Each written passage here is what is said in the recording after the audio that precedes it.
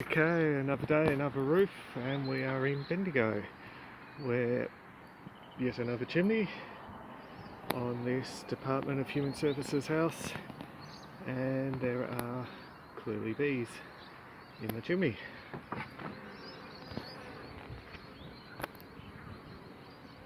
So we're going to do the standard, put a blocker in, lower down, and then pull bricks out as we work our way up. Okay, I took a brick out a heap lower down, but there must have been a bird's nest or something in there previously because it was full of straw. So I went a bit higher, still below the hive, and again, more straw. So I jumped a heap higher and we've got into the hive. So the hive goes lower, so I do need to take the bricks down lower, and then we'll start cutting the bricks higher up, but no need for a blocker per se because the straw's already acting as a blocker, but I'll just see what I've got when I get to the top of the straw, because I might just have to put in something just to prevent bees climbing down through the straw. But there we go. Yay. Okay, we have done the cuts on the bricks up the chimney, and we've cleaned up the dust so that we don't slip off the roof. Now it's a matter of getting the rest of our equipment up here and then exposing the hive. And now we have the hive exposed. Starts up there and goes all the way down. It goes just a fraction below where you can see, only by 2 centimetres, so not much. Just then that's when the straw starts. But we'll get the girls out and then we'll fill the cavity and we'll leave the hive up on top for a week or so, just so the bees reorientate to the box. Okay, we've been cutting for a while, but as you can see, this is all twisty and turny. The hive's, over 6 years old. It's been here for a very long time, so it's a quite slow going, very slow process, but we're getting there. At the moment, I get all the brood out. I'll be putting the box up on top and then aiming to get the queen in the box and letting them leave the hive themselves. Today we have Andrew. Hi. Who's it's not his house, but it's the house he looks after in terms of doing maintenance and all that fun stuff that people do.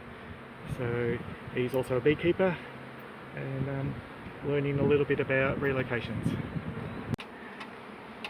Okay, we've got all the brood, worker brood and pollen and whatnot out, but we've still got honey and some drone brood. We haven't got the queen, she's still in here somewhere. But we have been smoking them to move them around and get them to do what we want.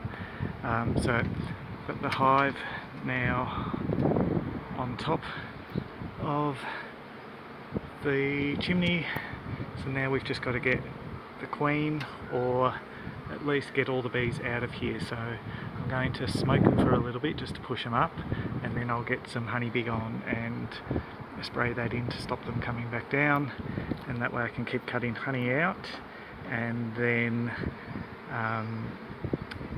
once we've got all the honey out, it'll be heaps easier to get queen and go from there.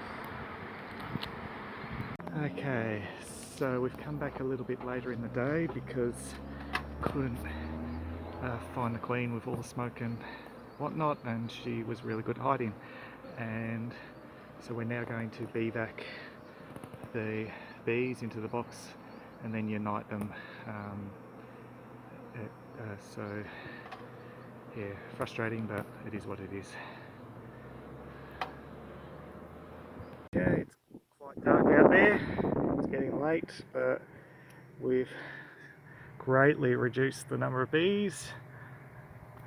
We've still got a cluster up there, so we might have to remove the cement block just to get all of them out, but we're now just focusing on removing the last of the resources out of the hive, and then we'll get the last of the bees. But we're finally on the home stretch.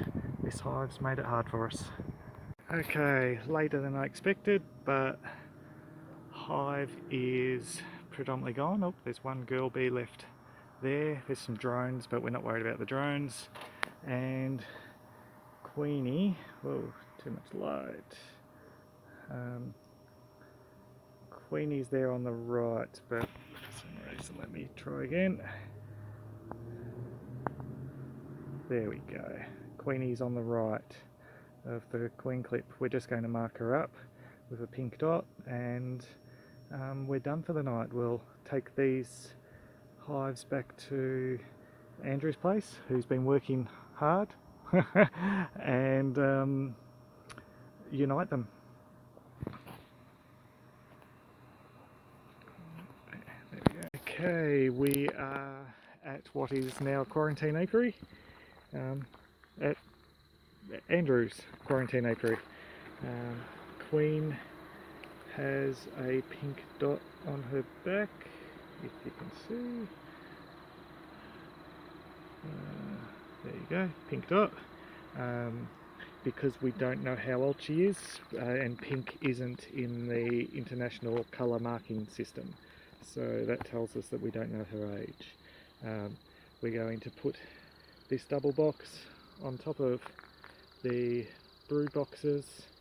Queen will be in the top box of the brood boxes, and awesomey awesome, it should all be good.